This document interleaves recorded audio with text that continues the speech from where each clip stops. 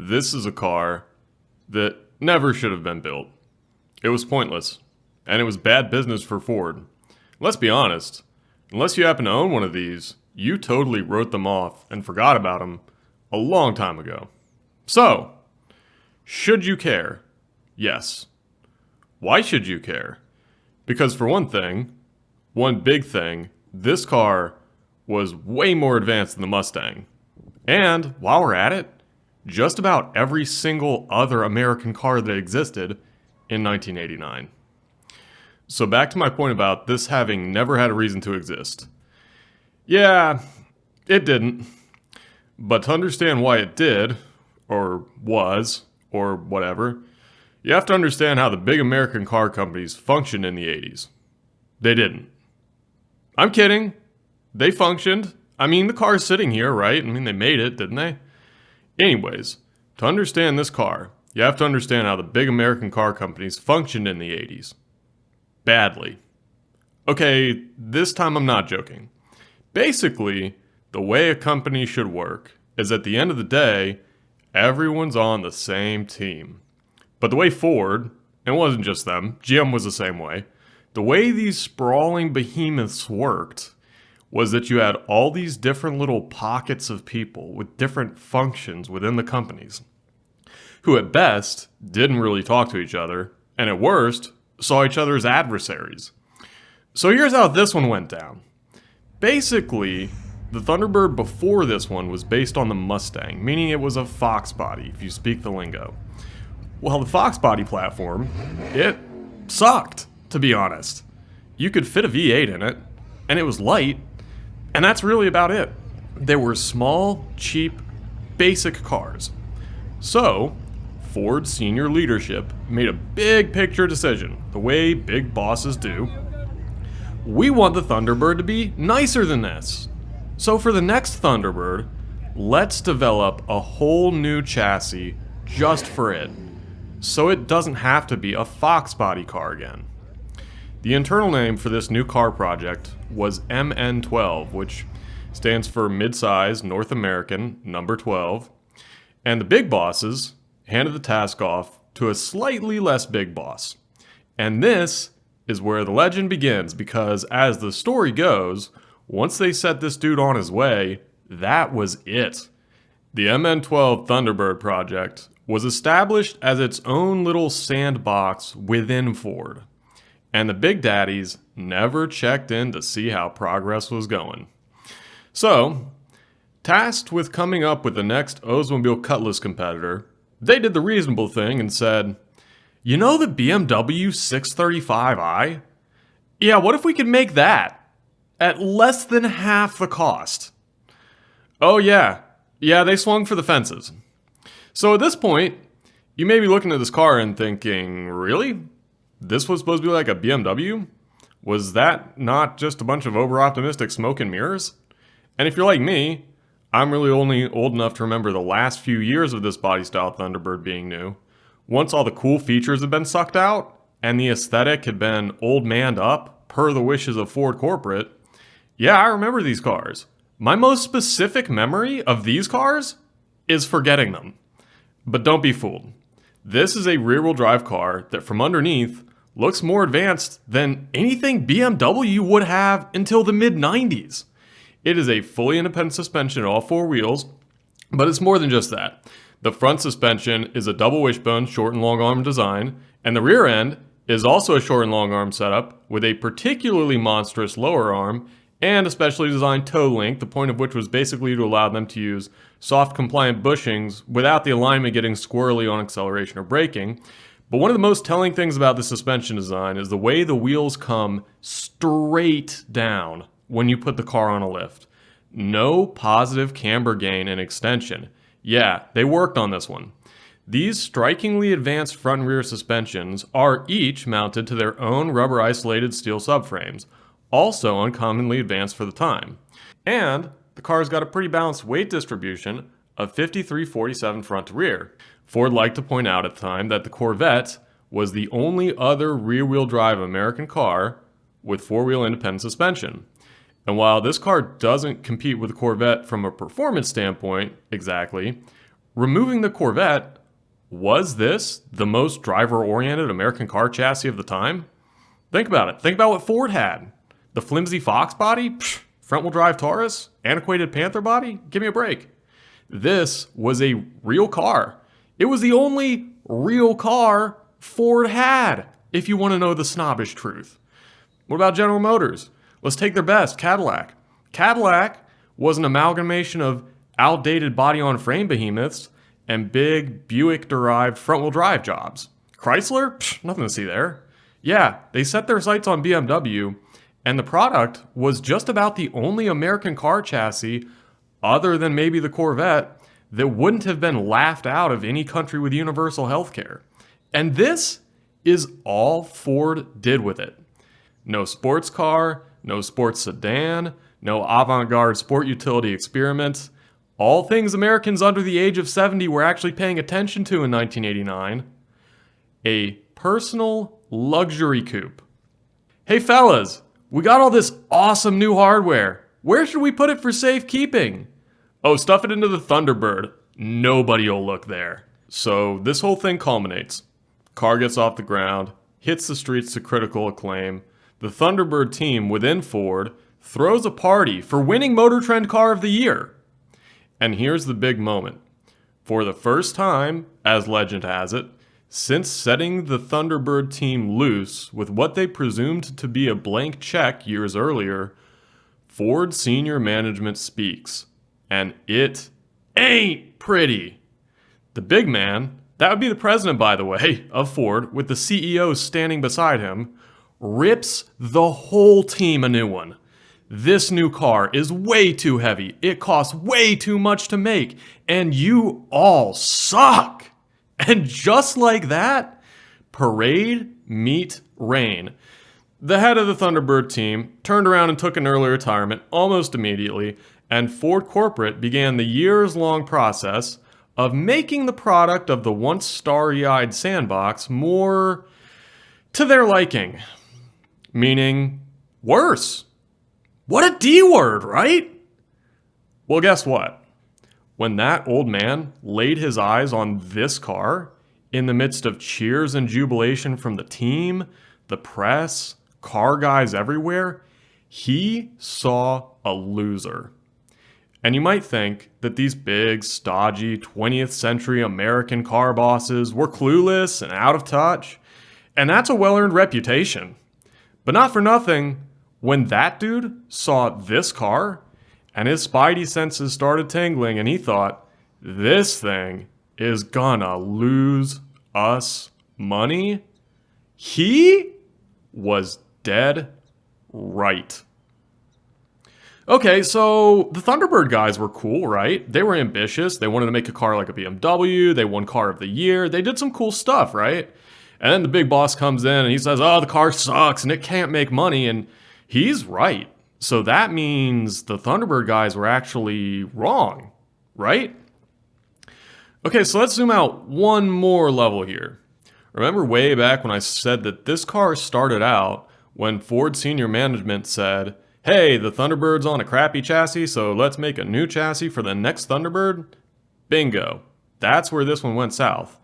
They never should have been pouring a bunch of resources into a next Thunderbird. Look, the personal luxury coupe, as the Thunderbird was a uniquely American phenomenon that existed for a specific period of time, couple of decades really, due to a fleeting set of cultural and economic circumstances. But by the mid-'80s, when Ford management decreed, make us a new Thunderbird, the personal luxury coupe, as a thing, was already dead. And they should have been able to recognize that. So when they chartered the new Thunderbird team and set them loose, no matter what the guys in the sandbox came out with on the other end, the car was always doomed from its very concept. It was a fool's errand. The '89 Thunderbird could have been yet another basic American model tarted up with some extra style, just like its predecessor, just like its stated competitors, just like pretty much every personal luxury coupe Detroit ever put out. But by giving the go-ahead to make one from scratch for once, you can't blame these guys for feeling obliged to make something different. Ford was already well stocked with cheap, basic car platforms, what were you expecting them to do? Reverse engineer one of those? Instead, from underneath, this car looked like either a sports car or an import or both. To those of us who care, that's pretty cool. To Ford corporate, it didn't fit their ingrained notion of what a Thunderbird should be. Now, that ingrained notion was two things. One, not very good, and two, very out of touch. But that didn't stop Ford from slowly bending this car to meet its will over its 9 model year run. And if you compare an 89 like this to what was left of the car by 97, not only are all the cool features gone, if you look even deeper beneath the surface, the body of the car itself had been hollowed out, and you'll see what I mean in a minute. Not only that, the aesthetic did a complete 180. The earlier cars, to me, resemble a big Acura Integra, which was one of the hot cars of the time.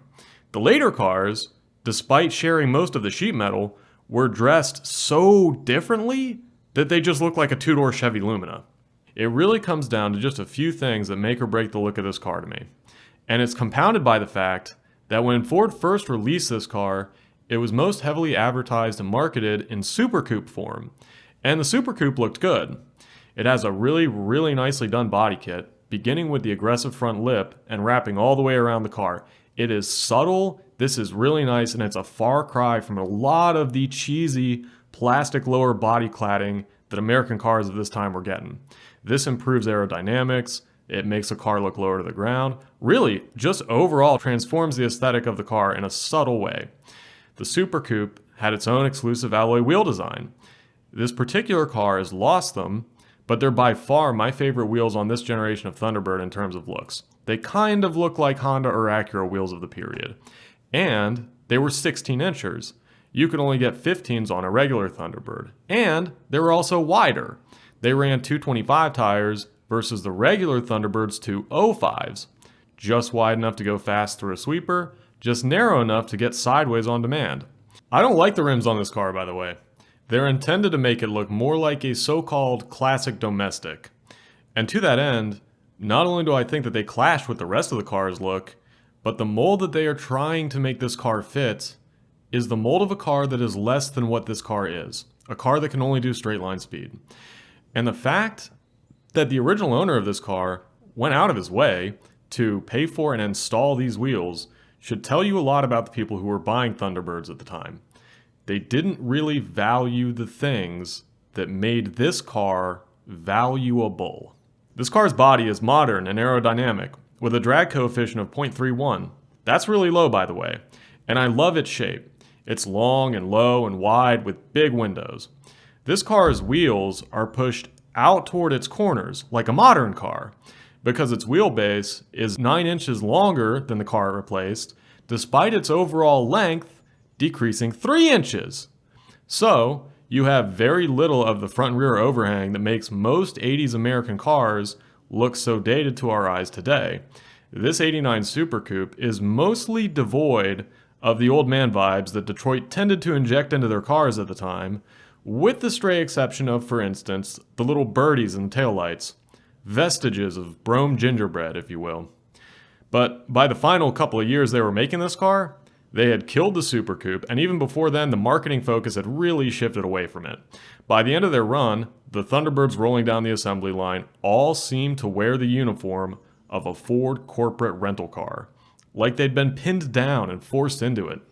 Seemingly every copy they sold had the same hunter green paint job as my uncle's 97 Lumina sedan, with the same tan interior and the same alloys that looked like they came off a minivan, with the engine from the Crown Vic, and they were all LX models. Power windows and an automatic transmission. Perfect for taking the grandkids to the ice cream stand. Hey, who here grew up down the street from Mike? I'm assuming it's at least 50% of us, right? Remember Mike from the cul-de-sac growing up? Mike, the retired Danny DeVito knockoff who spent his days chain smoking in a lazy boy and watching cable TV? Well, the vanishingly narrow market that remained for personal luxury coupes, or Thunderbirds, in 1989 basically consisted of Mike. And the Super Coupe was not really a car for Mike. And Ford wanted, really badly, for the Thunderbird to be a car for Mike. Tell you what, flip through the brochure for the 89 Thunderbird and then the 97 Thunderbird, and you will feel the influence of two totally opposed organizations. Those two brochures, go find them, they're readily available online. They're night and day. Whoever made the brochure for the 89 clearly wanted you to see this car as modern, fresh, athletic. They wanted you to compare this car to an Acura or BMW. They wanted you to know about the Super Coupe. This was the future. This was an up-and-comer. Like, this was the hot thing. Basically, it reflects the Thunderbird's team's vision, right? And the 1997 brochure, it feels like it was made by the same agency that makes Medicare supplement insurance plan pamphlets. The whole brochure has the vibe of the floral wallpaper in Grandma's kitchen, featuring pictures of the 1958 Thunderbird on each page and a healthy dose of post-war nostalgia throughout. Yeah, this was Ford Corporate's vision for this car. But the thing I find most unforgivable about the later model T-Birds is the front end treatment. Just a few tweaks that they made take this car, for me, from something I'm into to something I would never give a second thought. I don't know how many of you out there agree necessarily, but the front end of the early model versus the later models, night and day to me. It makes a big difference. So, my preference for the 89 and 97 T-Birds is the earlier ones. And of course, Super Coupe being the flagship version of this car, this first year 89 Super Coupe is a prime example of this model. And the Super Coupe didn't just look good, it was a good concept. You can tell this was the version they were dreaming of when its designers dreamt up this car. Basically, they took everything a car guy wants in a driver's car and incorporated it here. So, behind all four of those 16-inch alloys are anti-lock disc brakes. These brakes are for real, by the way. So my personal car is one of those sophisticated 1990 era imports that this car was supposed to emulate at half the price. I think this car has better brakes than my car. They are really strong and balanced. Now, you could pay extra and get four-wheel discs on a standard Thunderbird, but on the Super Coupe, they were standard equipment. The same is true for the traction lock rear axle, which was a clutch type limited slip. A limited slip earns big driver points, and so does a manual transmission. The Super Coupe was the only version of this generation Thunderbird to offer a manual transmission, which it did as standard equipment. You could choose an automatic if you wanted. As long as we're underneath the car, the Super Coupe had dual exhaust with a center crossover versus the standard single exhaust. And when it comes to the suspension, there are three key differences exclusive to the Super Coupe. Difference number one, sway bars. The Super Coupe's got thicker sway bars both front and rear.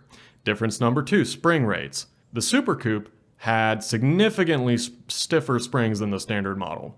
Difference number three, the electronic adjustable suspension. The Super Coupe shock absorbers are electronically adjustable. They're bimodal. They have a standard setting and a firm setting. With a switch on the dash, you can manually place the shocks into firm mode. If you do not choose manual firm mode, the shocks default to their softer setting and will enter firm mode automatically when the car detects that things are getting heated. It decides this based on a number of inputs: acceleration, deceleration, steering angle, and speed. There were a number of these electronically adjustable suspensions on the market at the time from various manufacturers. They basically all work the same way. I kind of think they're kind of a gimmick, but I will hand it to this one. It still works as intended. I mostly left it in auto while I was driving, and sure enough, when you brake hard or corner hard, firm ride light on the dash comes on, you hear all the solenoids at the shocks click, ride firms up. And of course, at the heart of the Super Coupe was its supercharged V6. Now this was a big forward-thinking risk that the Thunderbird team took. And it was unheard of at the time. Supercharged engines, they weren't a thing. They weren't a thing back then. And your initial reaction might be, like mine, I don't need that. Ford had plenty of V8, just give me a V8. Reserve your judgment. Why did they do this? So, one of the things this car's designers really wanted and refused to compromise on is the low hood. This wins such big points with me. I love it when a car's hood is low and flat, and it's just like you could set places for four and eat dinner off of it. And this is also actually the key reason why they opted for a double wishbone front suspension. I mean, yeah, a double wishbone front suspension is better in all ways. It's better in terms of ride handling, but the specific reason why the Thunderbird team really pursued that double wishbone suspension was because they really wanted this car to have a low hood. They had dreams. But Ford's V8 wouldn't fit under that low hood without significant rework. So the team pursued a supercharged V6 instead. At the time, there were no supercharged cars on the market. This was a complete novelty. And how it went down was basically there was this big company called Eaton, and they make a bunch of stuff, including car parts. Well, they heard through the grapevine that Ford was looking to develop a supercharger. Eaton wanted to get in on that business. Well, at the time, superchargers existed as an aftermarket accessory that hot rodders would strap to built V8s in their garage. They existed, but as a toy, not as a component of a car that got bolted in at the factory. So Eaton got in touch with a guy named Jerry Magnuson out in California, who was basically just an unassuming looking old man with a white mustache who happened to be, at the time, basically the world's foremost expert on superchargers. Together, they came up with the Eaton Magnuson M90 supercharger under the hood of this car. This is the direct ancestor to the supercharged V8s Ford began producing about 10 years after this car came out in the Mustang Cobra and the F-150 Lightning. GM quickly began using the M90 design in a wide variety of V6 cars shortly after this car came out, and then followed Ford into supercharging V8s with the 2009 Corvette ZR1. Yeah, that was again an Eaton Magnuson supercharger. Even Jaguar and Aston Martin used versions of the Eaton blower. Today, the supercharged V8s in bleeding edge American sports cars, like the Corvette Z06, Camaro ZL1, Cadillac CTS-V Blackwing, and Mustang GT500, are still using evolutions of the Eaton supercharger. And while the Hellcats from Chrysler use a different design supercharger from a different manufacturer, those are a direct response to the supercharger wars started by Ford and GM using this design.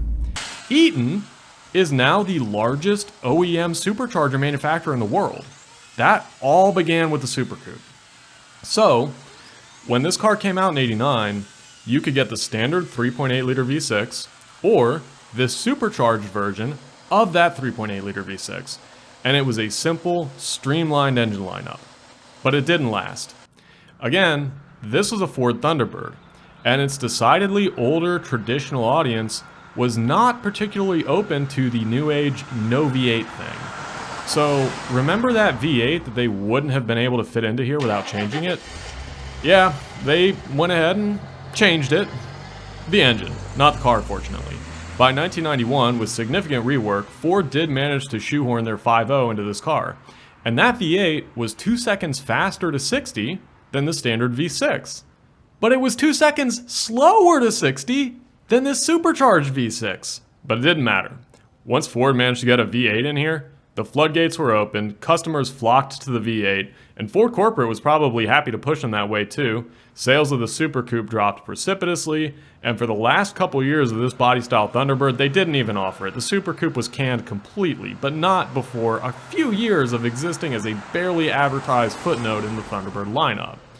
And this, to me, is one of the saddest points of the whole MN-12 Thunderbird tragedy, this engine. Imagine, you come home for Thanksgiving. Your mom is beaming with pride over a new recipe she discovered and slaved over. Dinner time rolls around, nobody even notices. The crowd goes wild for some store-bought shit your aunt showed up with. This engine was ahead of its time. It basically kicked off the modern era of supercharged cars in the US. And this engine had more power and a lot more torque than the V8. And it was much faster because it had a very broad, even power band. But it's not perfect. The trouble is that to make a great forced induction engine, you have to start with a great naturally aspirated engine. So let's take a look at the basic 3.8 liter V6 that came in the standard versions of this car, that this engine was based off of. I'm not going to sugarcoat it. It sucked. At its core, it was a large displacement, iron block, low compression, 90-degree push rod V6. Basically, if you had a recipe that called for every ingredient that could make an engine coarse and outdated, and you had one of these V6s sitting in your pantry, you would not have to go to the store. With just 140 horsepower, it was also absurdly weak for its size, even by 1989 standards. But there is at least typically one big silver lining to engines that share design traits with this one: reliability. Not in this case. Totally unreliable engines. This engine sucks. Did I already say that? Yeah, the standard non-supercharged V6 in this car, there is really not one single positive thing you can say about it. I mean, it sucked. And in supercharged form, it became complicated. Not only is this car supercharged, it's also intercooled. And the amount of plumbing for this whole setup makes this car a huge pain to work on in a lot of cases. Want to change the spark plugs? Nope. No, you don't. You will not. You'll keep the stock ones. They're good enough, turns out. They're fine. And you'd think that this being a V6, the Super Coupe might be lighter than a V8 car. Nope, heavier by 100 pounds. Well, you'd think that being a V6, the Super Coupe would get better mileage than the V8. Nope, worse gas mileage, even in EPA testing. But wait, the Super Coupe got worse gas mileage on premium fuel. But the supercharged version solves two basic problems with this engine. Number one, reliability. As Ford's first foray into supercharging, not ever technically, but in decades at least, they overbuilt the stew out of the supercharged version of this engine to the point where it's actually more mechanically reliable than the standard 3.8. So, this engine's got a forged, fully balanced crankshaft, forged rods, hyper-eutectic pistons, billet roller camshaft. The engine block is made of a high nickel content alloy. The cylinder heads have thicker decks. They got thicker head bolts. They got stronger valve springs. Both the block and the heads had bigger coolant passages for more flow. I mean, Ford threw the kitchen sink at this engine, durability-wise, and they're tanks. The supercharged version also got a couple other goodies too. It got distributorless ignition, it got a knock sensor, it got an oil cooler, so on and so forth. The second thing that the supercharged version fixed was the power. Now the horsepower was 210, which was a little more than the V8, but the torque was 315 foot-pounds at 2,600 RPM. That's a lot more than the V8. And even in the Mustang, Ford's V8 didn't make this much torque. Now, you could get a Camaro with more torque, but only if you got the IROC Z and then chose the optional 350 upgrade on top of that, and even then, it only came with an automatic transmission, no manual like the Super Coupe, and even then, that torque was peakier than this car's, coming at 3,200 RPM. The 305 Camaros didn't have this kind of torque, which brings me to the overarching point of this engine. And that is that its numbers are pretty good, but they do not tell the whole story. You have to realize that the torque number and the horsepower number that are quoted for a car are its peak numbers, right? And those peak numbers may occur at an isolated point at a particular RPM, or that peak may be very high relative to most of the torque curve. This is true to some degree of all engines, and to the degree that it is true, the engine will underperform its ratings. An ideal engine is one that makes the same torque at all RPM. Now, that's impossible, but how close an engine comes to this ideal, how close it comes to having a flat torque curve, can be measured, and it tells you a lot. So, here is a Super Coupe's torque curve compared to a Ford 5.0 V8 of the period. It's a modded Super Coupe. Graphs for a stock car aren't readily available, but the point is its overall shape. That would be similar, okay? The 5.0's torque drops right off a cliff after its peak, whereas the Super Coupe's torque is very broad. It starts early, it's very even, it lasts a long time. If you've looked at a lot of these, the Super Coupe's torque line is remarkably flat, and its power line is remarkably straight and linear. Comparing it to the Chevy 350 from the IROC, same thing. 350 has a dead spot leading up to its peak, and then it drops off real quick. 4.6 liter V8 from the later MN-12 T-Birds, same story. So, this engine was powerful, even beyond what its numbers would indicate. Again, when Ford did eventually get the V8 into this car for 91, Super Coupe was still 2 seconds faster to 60. And that is a big difference, much more than the torque and horsepower numbers would suggest. Stock Super Coupe ran about a 7 second 0 to 60. That's really fast for a car this big in 89. And Motor Week actually claimed that they got this car to run to 60 in 6 seconds flat. I'm not sure how, since virtually every other news outlet that ever put this car through instrumented testing came up with a time of about a second slower, but Motor Week is a legitimate news outlet, and if true, 6 seconds would have been screaming fast for a big car like this in 89. That same Motor Week could only squeeze a 9.2 second run out of the V8 once it was released in 91. Now that is a huge gap right there. Supercharged, intercooled, powerful, complicated, this engine is a lot of things, but refined? It is not. It sounds like an old Ford truck when it starts, and it sounds like a school bus when it runs. I will say this though, and this is the only engine I've ever driven that I would describe this way. This engine delivers power really smoothly, despite not being smooth itself. Does that make sense? Here, the thing is, the way this engine puts out power is when you put your foot into the gas pedal, as soon as you tap it, it just takes off running with a whistle from the supercharger and a thunderous rush of air. It's effortless. And I consider myself a V8 fan, but most V8s from this car's era did not put down power like this. You do not have to work this engine at all to make power. Again, effortless is the key word. And on acceleration, it feels smooth in the sense that the power is so even and continuous. But at a stoplight, at idle, this engine is coarse and rough. It has the chaotic energy of a cardboard box of rocks being shaken by a 5-year-old, and the whole car pulsates with it. In fact, the whole experience of sitting in this car at a stoplight is almost enough to unsell you on the whole deal in spectacular 80s American car fashion.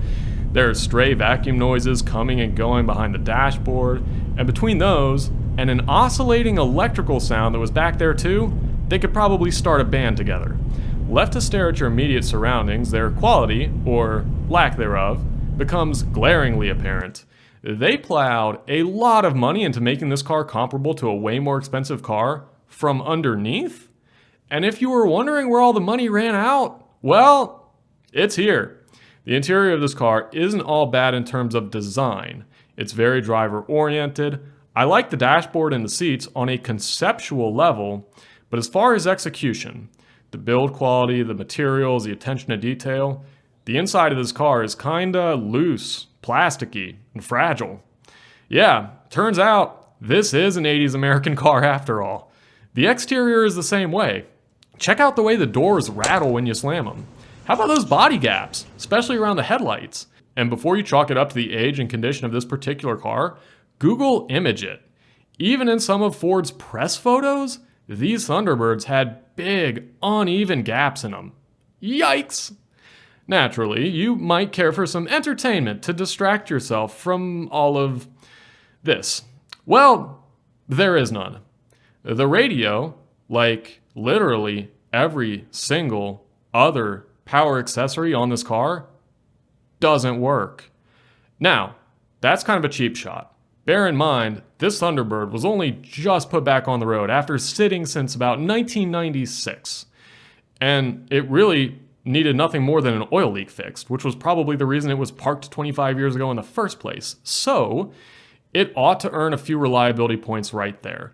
And as for all the broken electronics, the radio, the heating and air, the power windows, the power seats, the power seat belts, passenger's seat belt still works, but the driver's is stuck in place, so you kind of have to weave yourself under it when you get in.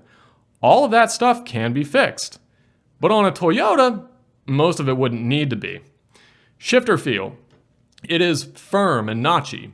It's precise, I guess, and the throws aren't very long, but the shift effort is high to the point of being kind of a hassle, and its agricultural feel would be considered uncouth against the more sophisticated cars this car was aiming at.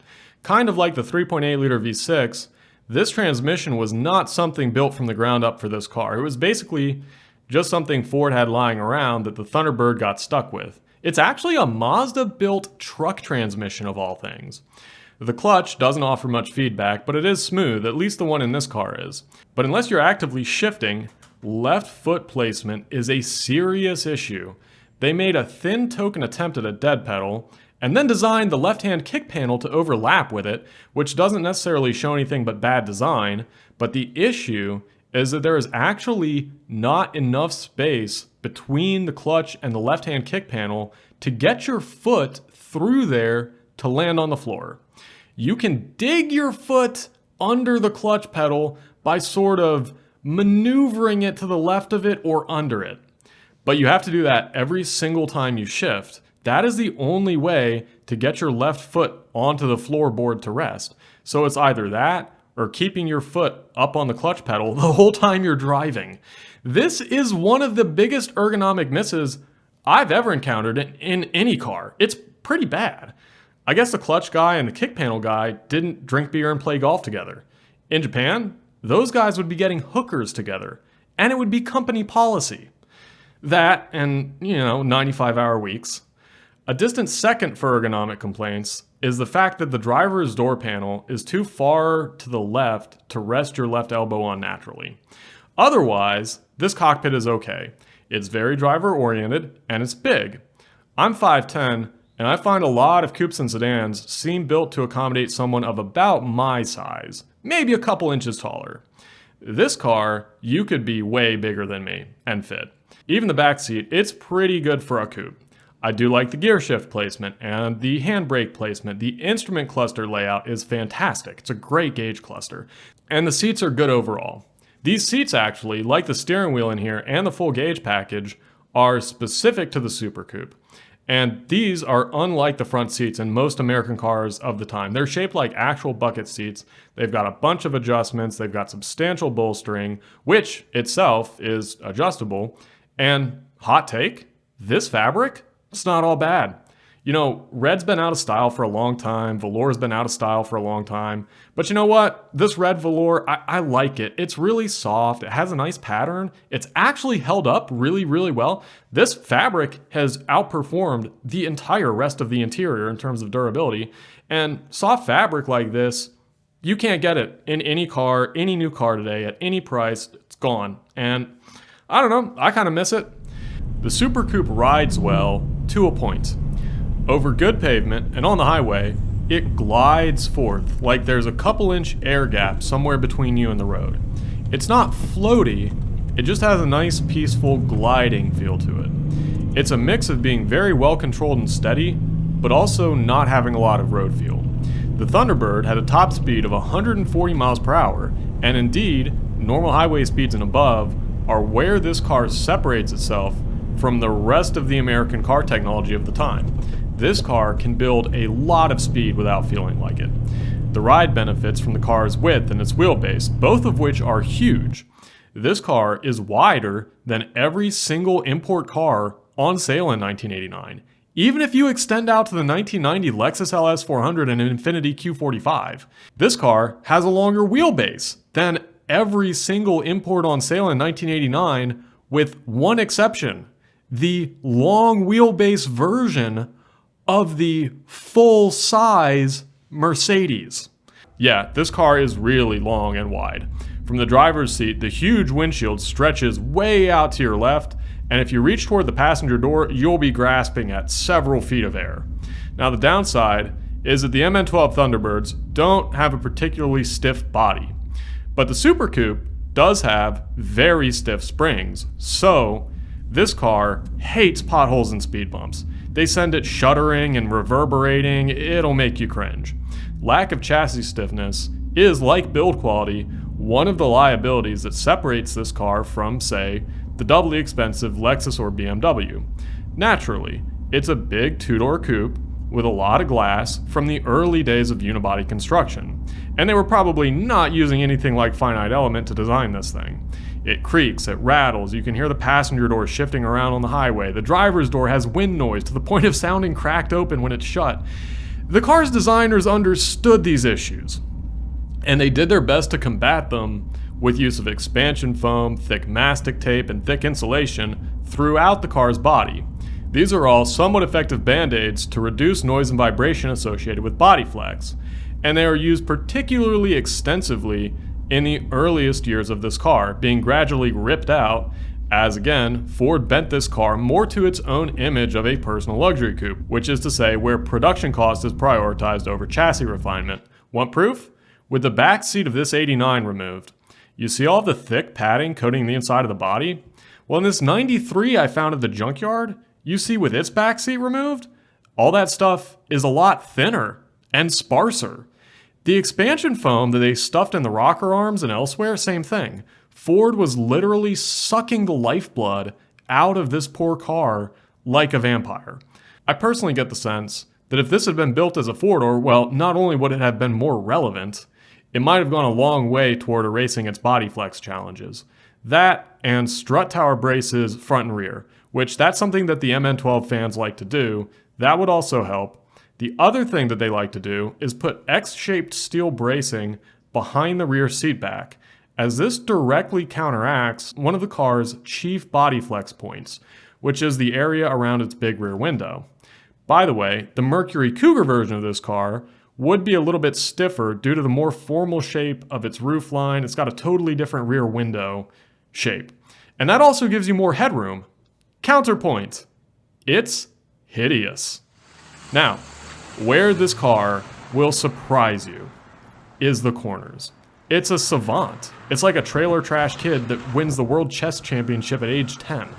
Now, this car isn't glued to the road like a BMW.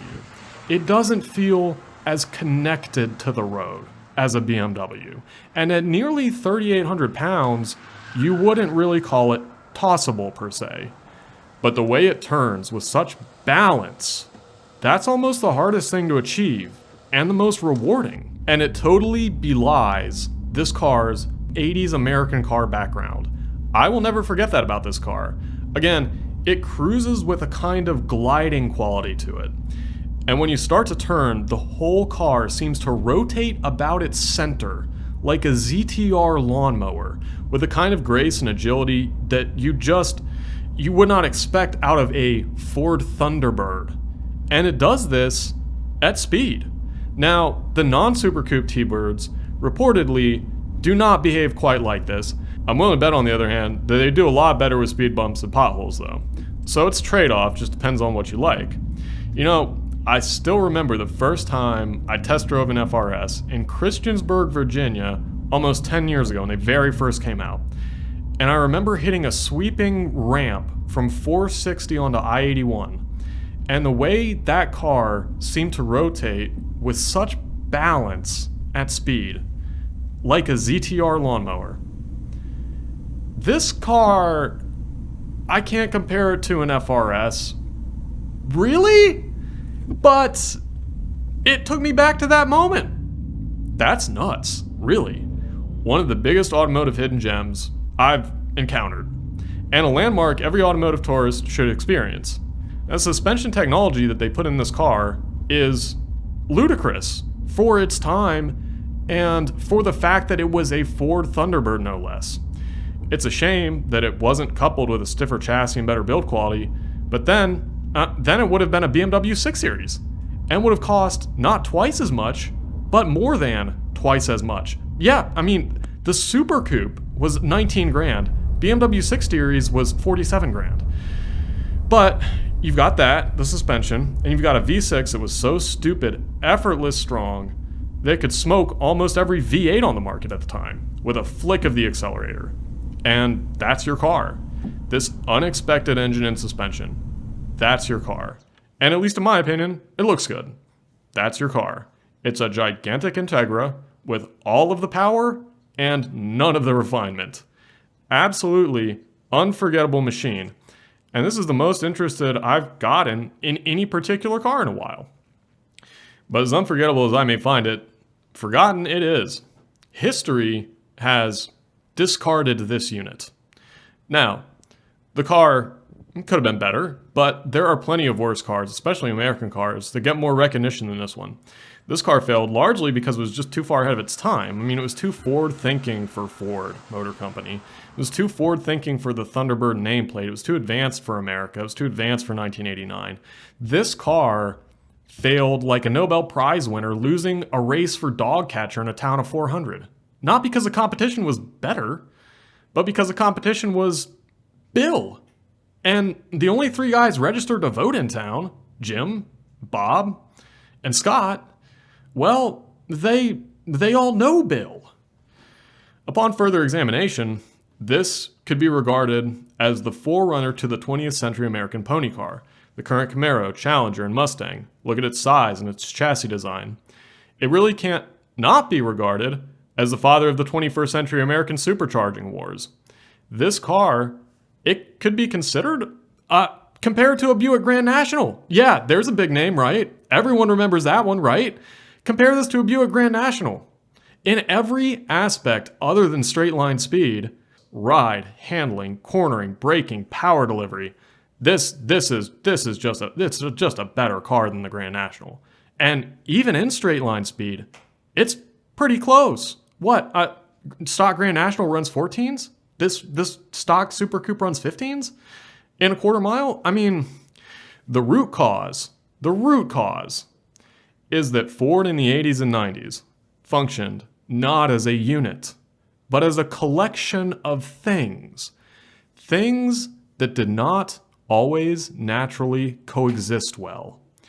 And as for the cars they built, well, you ever heard how dogs grow to resemble their owners? This car's nameplate and its format spoke to a totally diametrically opposed audience versus its aero styling, ultra-advanced suspension, and forced induction engine. A collection of things that did not naturally coexist. Did you know that a free neutron out in the universe will decay?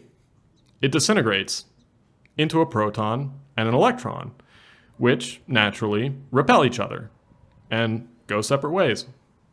Doesn't even take it long. 10 minutes.